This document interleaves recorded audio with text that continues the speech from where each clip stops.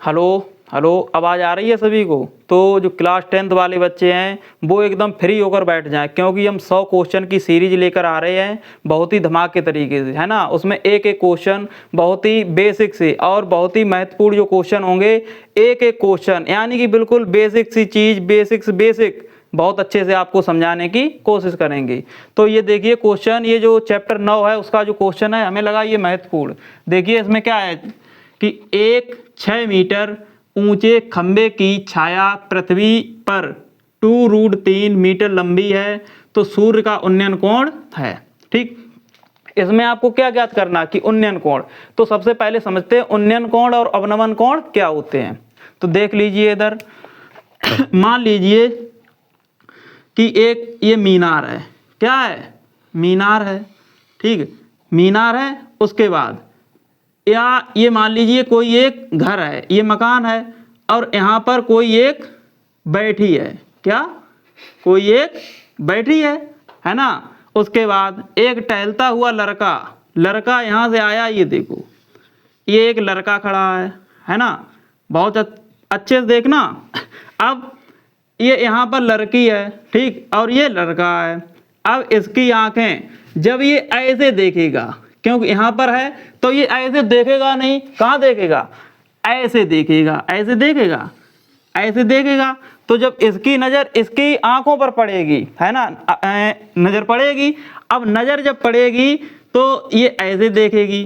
इसके समांतर जो ये रेखाएं होगी, यानी कि जो आंखें हैं इसके जो सामने वाली रेखाएं होंगी, इसे बोलेंगे क्षैतिज रेखा। क्या बोलेंगे? क्षैतिज रेखा। इसे क्या बोलेंगे? क्षैतिज रेखा। और ये जो लड़का है यानी कि लड़का, इसकी जो आंखें हैं जब ये ऊपर देखेगा तो कोई बात ही नहीं, लेकिन जब इसके आंखें की जो सामने की जो रेखा है इसे बोलेंगे क्या? क्षैतिज रेखा।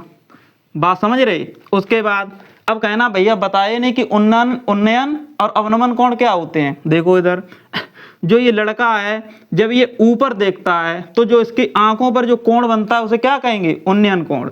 और जो ये लड़की है जब ये नीचे देखेगी तो इसके जो आंखों पर कोण बनता है उसे कहेंगे अवनमन कोण, यानी कि ये। ठीक, अच्छा अब एक और बात कि ये देखो ये रेखा और ये रेखा, इसे कैसी रेखा बोलेंगे? समांतर रेखा। जब ये कोण यहाँ बना तो ये कोण यहाँ बनेगा। ठीक है, जब किसी चीज को देखने के लिए जब हम अपनी आंखें ऊपर करते हैं, जो हमारी आंखों पर जो कोण बनता है उसे कहते हैं उन्नयन कोण। और जब कोई चीज नीचे देखने के लिए, है ना, जो हमारी आंखों पर कोण बनता है उसे कहते हैं अवनमन कोण। तो आप बात समझ गए। तो देखते हैं यहाँ पर कि एक 6 मीटर ऊंचे खंबे की छाया पृथ्वी पर 2√3 मीटर लंबी है, तो सूर्य का उन्नयन कोण है। मतलब ज्ञात करना है। देखो कैसे। अब क्या करोगे कि मान लीजिए ये क्या है? 6 मीटर ऊंचा एक खंबे की छाया है। 6 मीटर ऊंचा खंबा बना लो। कितनों? 6 मीटर। ठीक, अब एक बात बताओ कि सूर्य कभी इधर से निकलते हुए देखा है? कहना बिल्कुल नहीं। सूर्य कहाँ से निकलेगा? यहाँ से निकलेगा। और जब सूर्य इधर निकलेगा तो इस खंबे की जो छाया है कहाँ पड़ेगी? ऐसी पड़ेगी। खंबे की छाया ऐसी ही तो पड़ेगी। अब उसमें दिया है कि खंबे की जो छाया है वो कितनी है? 2√3 मीटर कितनी है? लंबी है। ये क्या है? खंबे की छाया। देखो यहाँ से ये कोण बन गया।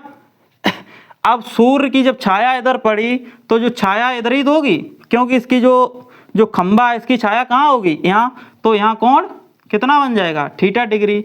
अब एक बात बताओ, इसे मान लो ए और बी और सी। ABC एक त्रिभुज है। कहना बिल्कुल सही बात है। अब ज्ञात क्या करना है कि ये जो थीटा है, जो उन्नयन कोण है कितना है, इस कोण का मान ज्ञात करना है। अब कोण का मान ज्ञात कैसे करोगे? देखो इधर अच्छा एक बात बताओ, जैसे मान लो 100 रुपये हैं। कितने? 100 रुपये हैं और 3 लोग हैं, ए हैं, बी हैं और सी हैं। ठीक, अब इसमें से जब किसी दो की वैल्यू आपको पता होगी तभी तो तीसरे की निकाल सकते हो। ऐसा हो सकता है कि एक की पता हो और दो की बता दो? कभी नहीं होगा। क्योंकि मान लो इसे कितने मिले? इसे मिले 30 और इसे मिले 40। तो आप बहुत ही आसानी से तरीके से क्या बता दोगे कि ए को कितने मिलेंगे? 40 और 30 70, तो इसे कितने मिलेंगे 30। अब देखो, अब यहाँ क्या लिखोगे कि त्रिभुज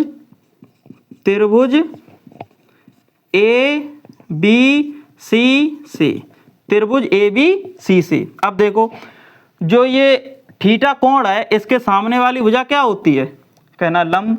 जब ये लंब है, ये फिर क्या है, ये आधार यानी कि बेस, और ये कर्ण है। अब थीटा निकालोगे तो कैसे निकालोगे, AB और बटे BC। अच्छा एक बात बताओ, लंब बटे आधार क्या होता है, आप बचपन से पढ़ते आए होगे क्या, कि लाल बटे कक्का। क्या पढ़ते आए, लाल बटे कक्का। क्या होता लाल बटे कक्का, कहना कि हमारे बाबा हैं, बाबा नहीं है। देखो इधर क्या लिखोगे, लाल बटे कक्का लिख लिया। इसका मतलब क्या हुआ, साइन कॉस टेन, उसके बाद कॉट सेक कॉसेक। क्या इतनी बात समझ गए। लंब बटे कर्ण, यानी कि साइन का जब मान निकालोगे तो क्या होगा, अगर लंब बटे कर्ण है तो किसकी वैल्यू निकल के आएगी, साइन की, साइन थीटा में जितना भी मान हो। अब यहाँ पर क्या है, AB बटे BC। AB क्या है, कहना लंब, क्या है लंब, और BC क्या है, कहना आधार। क्या है, आधार। लंब बटे आधार, लंब बटे आधार, लंब बटे आधार क्या है, टेन। क्या है, टेन थीटा। टेन थीटा क्या है, लंब बटे आधार, है ना। उसके बाद लंब कितना दिया हुआ है, देखो कहना 6 दिया है, आधार कितना दिया है 2√3। अब क्या करना है, काटा पीटी मचाओ। काटा पीटी मचाओगे तो आंसर आ जाएगा। कैसे, काटो कितनी बार, 2 3 6, कितना लिख के आ गया 3/√3। अब यहाँ बहुत प्रॉब्लम हुई, क्या कि जो 3 है √3 से कैसे कटेगा। अब इसे आप ऐसा लिख सकते हो, 3 कितना लिख सकते हो, देखो इधर √3 गुणा √3 और बटे √3। अब कहना ये कैसे लिख दिया, ये बात हमने आपको बताई कि √3 है, √3 को कितना लिखोगे, 3 की घात कितनी है 1/2, और गुणा में 3 की घात 1/2। ठीक, अगर जो आधार है यानी कि बेस, अगर बेस सेम है ना, बेस समान है, तो इसकी जो घातें हैं आपस में क्या हो जाएंगी, जुड़ जाएंगी। देखो यहाँ 3 है और यहाँ भी 3 है, तो गुणा में घातें क्या हो जाएंगी, जुड़ जाएंगी। देखो 1/2 और प्लस 1/2। अब 1/2 में जब 1/2 जोड़ोगे कितना हो जाएगा, 1। अरे आधे में जब आधा जोड़ोगे तो कितना हो जाएगा, पूरा। ठीक है, तो 3 की घात कितनी 1, 3 की घात 1 है, तो इस पर कोई इफेक्ट पड़ेगा, नहीं पड़ेगा, तो कितना रह जाएगा 3। ठीक, तो जो 3 है इसे इतना लिख सकते हो कि √3 गुणा √3, कहना बिल्कुल सही बात है। तो देखो √3 से √3 खत्म हो गया।